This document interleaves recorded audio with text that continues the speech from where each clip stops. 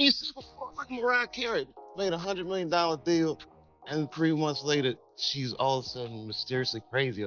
Or Martin Lawrence punches through and he's waving a gun on the street screaming, they're trying to. Dave didn't dance around it at all. He dropped it raw, no pause, no grin to soften the blow. When a grown man like Martin Lawrence is sprinting down the street yelling that they're trying to kill him, maybe the real question isn't what's wrong with Martin, maybe it's what was done to him. That single moment shattered the pretty picture they sold the public. Back then, the storyline was neat and easy. Martin snapped, pressure got him, fame moved too fast, end of discussion. Hollywood loves a tidy headline, loves wrapping chaos in a bow. They hate confusion, hate questions, and really hate anyone digging where they're not invited. But real truth doesn't come clean or quiet. It's layered, awkward, and hard to ignore. For years, the whispers never died. People kept saying Martin saw something he wasn't meant to see, or someone switched up on him behind closed doors, or he stood his ground and wouldn't play along with something that felt off in his soul. Pick the version you want, but the outcome always lands the same. They stamped him as unstable, dressed it up with medical language, splashed the headlines, then kept it moving like nothing ever went down. Quick labels, clean narrative, problem solved, at least for them. And Dave clocked that move instantly. That's why he said what everyone else was too shook to even whisper out loud. So yeah, let's run that tape back, mid-1990s era. Martin Lawrence wasn't just hot, he was on fire and unstoppable. He wasn't competing with TV, he was the TV. Every week he owned the screen, no debate. Then Bad Boys dropped and turned him into a full-blown box office beast. The money was pouring in. The influence was loud and undeniably black. Hollywood knew exactly what he was, a problem and a prize at the same time. He wasn't just telling jokes, he was setting the vibe, shifting culture. And that's where it gets sticky, because Hollywood loves talent but fears real power. They like you loud only if they can control the volume. And Martin, he wasn't just popular at all. He had leverage. And leverage makes powerful people real nervous fast. That's the part folks act like they forgot on purpose. Martin was never anybody's puppet, never somebody's remote controlled talent. He spoke up on racism, called out industry nonsense in public, said things out loud that others only dared to whisper. When he hosted Saturday Night Live, he went so far off script that NBC straight up banned him for years. That wasn't a breakdown, that was rebellion. And in Hollywood, rebellion gets checked quick. Then boom, 1996 crashes in like a brick through glass. Headlines everywhere screaming that Martin Lawrence was seen running through traffic, yelling that people were trying to kill him, saying he was holding a weapon. The media went wild with it. No pause, no digging, no real questions asked. They sprinted straight to the labels. Mental breakdown, Hollywood pressure. Same dusty script they always use when someone steps out of line. Roll the footage, loop the headlines, and keep it pushing. But Dave wasn't buying any of that for even 1 second. He already knew the playbook, already watched the system work up close and personal. He knew the whole routine. First, they hype you up, put you on a pedestal, make you feel untouchable. Then slowly, they try to box you in. They laugh at you instead of with you. They start nudging you towards certain jokes, certain looks, certain behavior, and it hits harder when you're black, gifted, and your influence is growing way too loud for their comfort. Dave Chappelle didn't walk away from millions just because he felt weird. He said it himself one morning, plain as day. I didn't leave because I was crazy. I left because I saw crazy. That wasn't a rant. That was a confession. And when he brought up Martin's situation, that wasn't random at all. That was a signal, a warning wrapped in comedy. People who really know how the industry moves caught it instantly. That's when the dots started lining up. So why Martin? Why right when his power was peaking? Why the rush to slap the unstable label on him? Instead of asking who he might have upset, there was zero curiosity about what led up to that moment.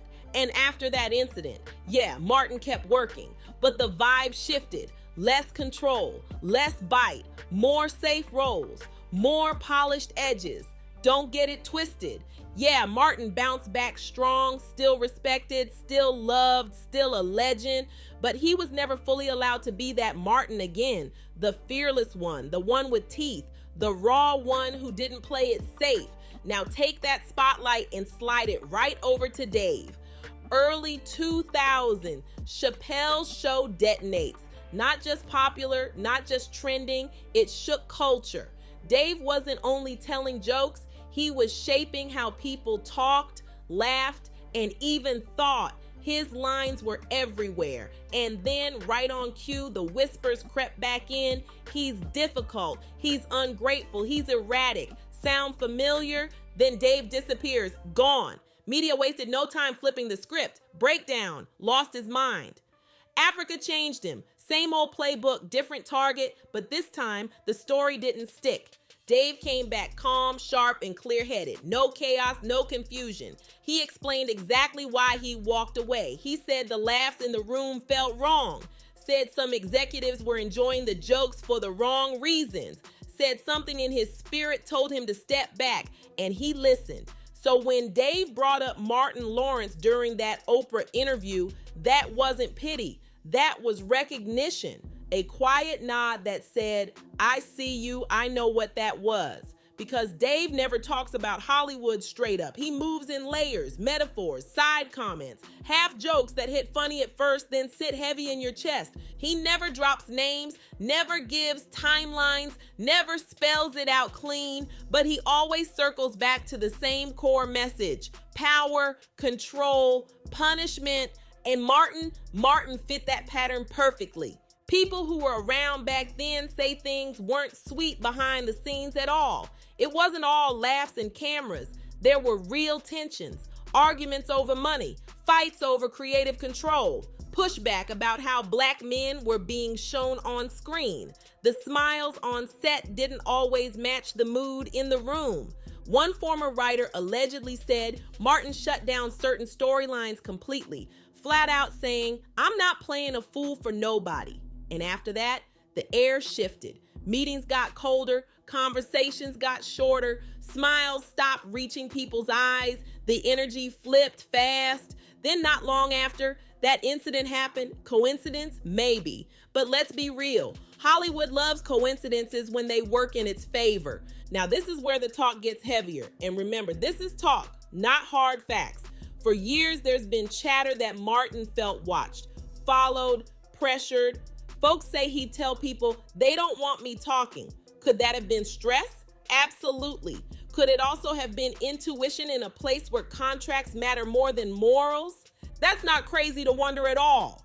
Dave once joked that Hollywood is a town where everybody's smiling, but nobody's happy. And that line hit harder than people realized. Because when you're unhappy and you refuse to play along, they don't politely show you the exit. They flip the whole script on you. Suddenly you're labeled crazy, unstable, unreliable. Back then, those words were straight up career poison. Once that label stuck, studios didn't owe anyone explanations anymore. Door closed, story done. And that's exactly why this video hits right now. People are finally paying attention. We've seen this pattern way too many times to keep pretending it's random. Different faces, different industries, same exact headlines every time. Breakdown, exhaustion, mental episode. That's the script, and nobody ever slows down to ask the real questions. What happened before the collapse? What pressure was applied? Who was pulling strings? And who benefited once the person got labeled and sidelined? Dave isn't saying Martin was flawless. He's not pretending Martin was perfect or untouchable. What he is saying is Martin wasn't weak, and that's a huge difference. Once you accept that, the whole story flips upside down. Martin didn't go crazy. Martin ran headfirst into a system that chews people up, reshapes them, then spits out whatever version it can still profit from. No mercy, no sentiment, just business. And Dave spotted that trap early, way before the headlines. He saw how fast love turns into control, how praise turns into pressure, how success quietly turns into ownership. And instead of waiting for them to slap a label on him, he stepped back on his terms. That's why he left when everybody said it made no sense. That's why he didn't rush to explain himself. That's why he came back different, sharper, more guarded. Now, when Dave talks, every word feels chosen with purpose. Every joke has layers stacked on layers. He laughs, but there's always an edge to it. Always a pause that makes you sit with it a second longer. Always a warning buried inside the punchline, like he's telling the truth without ever handing them proof. And if you really listen, he's been telling the same story the whole time. So when people ask why Dave never drops names, this is why. Because once you say it straight, once you point too clearly, that's when the system starts tightening up fast. The game flips on you fast. Dave learned that lesson early. He learned that silence can hit louder than accusations, and jokes can travel places facts never will.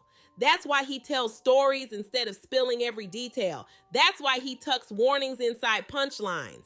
Because in Hollywood, truth doesn't need to be disproven. It just needs to be discredited. And Martin's situation became the blueprint. Speak up too much. Question the wrong people. Stop playing the role they picked for you. Next thing you know, the story ain't about what you said anymore. It's about what's wrong with you. Your mental state, your attitude, your stability. And no, that's not an accident. That's strategy, cold and calculated. And the scariest part, it works. Once the public hears unstable, they stop listening. Once they hear difficult, they stop asking questions. The message gets buried and the messenger becomes the headline. Dave understood that better than most. That's why he stepped away when he did. Not because he was scared, but because he was aware. Awareness is dangerous in a system built on silence. Martin didn't get erased. He got contained, boxed in, managed. Dave didn't get silenced either. He got smarter. And now, years later, Dave stands on that stage with full control, saying just enough to make people shift in their seats, but never enough to hand the machine what it's begging for. So when he brings up Martin Lawrence, that move ain't nostalgia at all. It ain't sympathy. It's a reminder, a sharp one, a reminder of what happens when raw talent collides with real power, when skill turns into influence, and influence starts making the wrong people uncomfortable. So yeah, let's be real for a second. This video was never actually about Martin Lawrence losing his mind. That was the headline, not the truth.